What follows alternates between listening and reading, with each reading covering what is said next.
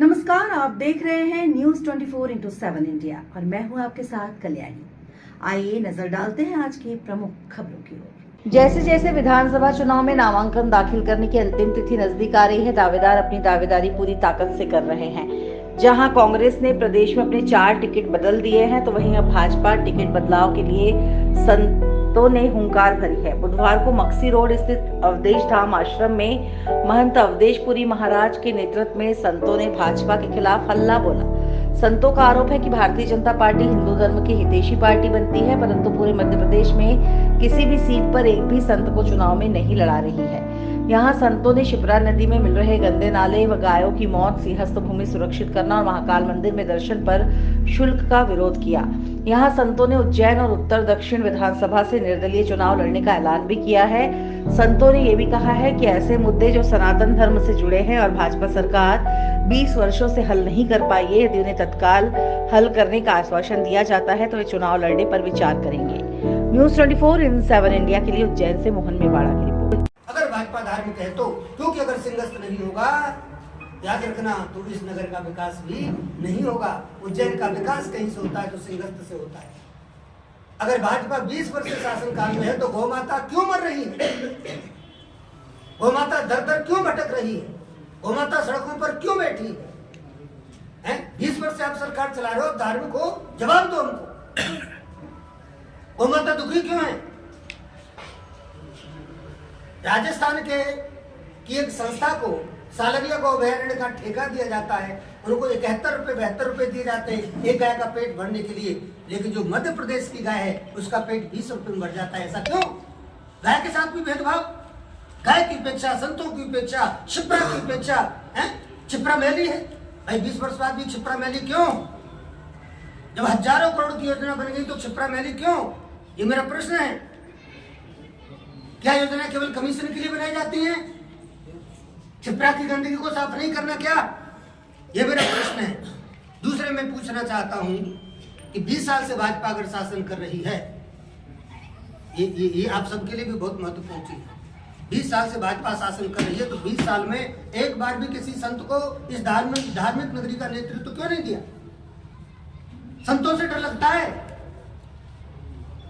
कॉलोनाइजरों को टिकट दोगे जो सिंगल क्षेत्र में ही कॉलोनी काटेंगे और फिर आपसे टिकट लेंगे, फिर सिंगल क्षेत्र में कॉलोनी काटेंगे और हम धार्मिक, ये कब तक चलेगा?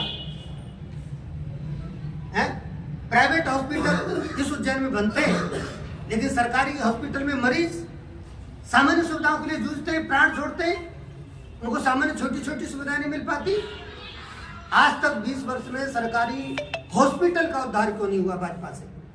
मेरी ये शिकायत है, क्यों नहीं हुआ? एजुकेशन की हम बात करें, भगवान कृष्ण की नगरी है, भगवान कृष्ण की नगरी में शांतिपनी आश्रम में सरकार रेस्टोरेंट बना रही है। कल्पना करिए, जहां यूनिवर्सिटी बननी चाहिए थी, जिस स्थान पर पूरे विश्व को संदेश देना चाहिए था भगवान कृष्ण की शिक्षा स्थली से, वहां रेस्टोरेंट बन रहा है। ये दुर्भाग्य नहीं है क्या? मेरा आक्रोश इस बात को लेकर के है कि महाकाल मंदिर का विकास किया, मैं धन्यवाद दूंगा। महाकाल लोक बना, मैं प्रशंसा करूंगा, लेकिन महाकाल मंदिर में दर्शन पर टैक्स की मैं निंदा करूंगा। हमेशा से करता हूं, आज भी करूंगा, हमेशा करता रहूंगा जब तक रहेगा। प्रधानमंत्री जी को पत्र लिखा था, मोहन भागवत जी को पत्र लिखा था कि आप संतों को कम से कम प्रदेश में 10-5 संतों को तो उतारो, धार्मिक जगहों से उतारें, लेकिन उन्होंने इस विषय पर बिल्कुल विचार नहीं किया। मुझे दुख इस बात का हुआ कि मध्य प्रदेश की धरती पर राजवाड़ा से, छिंदवाड़ा की विधानसभा से एक ऐसी महिला को टिकट दी जाती है जिसने रामायण की प्रतियां जलाई और जिसके घर में रावण की पूजा होती है, लेकिन रामायण पर पीएचडी करने वाले संत की उपेक्षा की जाती है। जो हिंदू मठ मंदिरों के लिए जीवन भर लड़ा, उस संत की उपेक्षा की जाती है। तो ये एक कष्ट होने का या अपमान होने का एक महत्वपूर्ण कारण भी है कि आखिर आप धार्मिक पार्टी हो तो धर्म के लिए जीने वाले लोगों पर विश्वास क्यों नहीं करते? 28 तारीख को नामांकन के लिए हमने आपसे कहा है। उज्जैन दक्षिण से तो हम स्वयं ही लड़ेंगे, उत्तर के लिए हम विचार कर रहे हैं, जो भी हमारे संस्थाएं के सामने वो लड़ेंगे। और आप कहिए, क्या मुद्दे लेकर जनता के बीच में? मुद्दे सीधे सीधे हैं। सिंहस्थ क्षेत्र की रक्षा होनी चाहिए, क्षिप्रा पवित्र होनी चाहिए। भगवान महाकाल के मंदिर का में दर्शन का अधिकार सभी का हो। वहाँ दर्शन टैक्स नहीं हो, वीआईपी कल्चर नहीं हो, संतों का अपमान नहीं हो। ध्यान दीजिएगा, इस उज्जैन की धरती पर गौमाता बहुत परेशान है, ये हमारी पीड़ा का विषय है। किसानों के लिए विशेष करके हम देखते हैं, किसानों को भी परेशान करते हैं, समय पर यूरिया नहीं देते हैं, उन पर अवैध रूप से प्रकरण बना देते हैं लाइट के, ये वो करके किसान भी आज बहुत परेशान चल रहा है। विद्यार्थियों के लिए स्पेशली संस्कृत के साथ जो खिलवाड़ हो रहा है उससे हम बहुत आहत हैं। मध्य प्रदेश की धरती पर अगर हमारे विद्यार्थी वेद नहीं पढ़ेंगे तो आखिर कैसे बात बनेगी। संस्कृत विषय खत्म कर दिया गया एक प्रकार से, तो ये एक बहुत बड़ा चिंता का विषय है।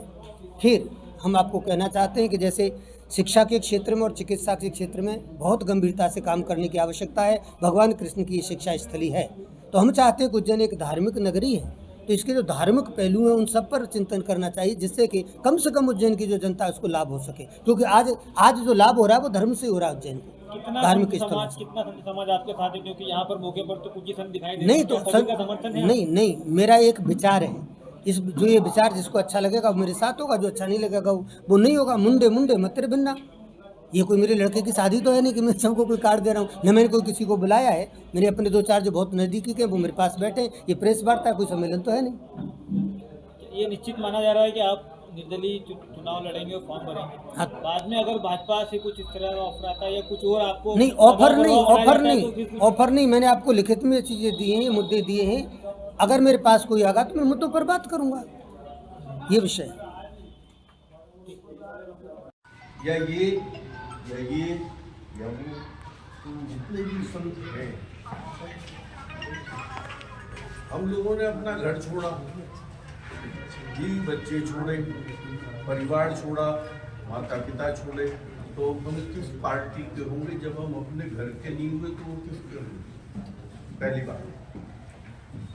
राष्ट्र धर्म एक नारा है, मैं नारों पे नहीं जाना चाहता।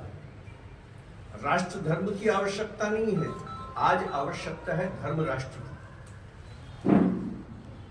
राष्ट्र में धर्म की स्थापना हो, धर्म राष्ट्र होना चाहिए।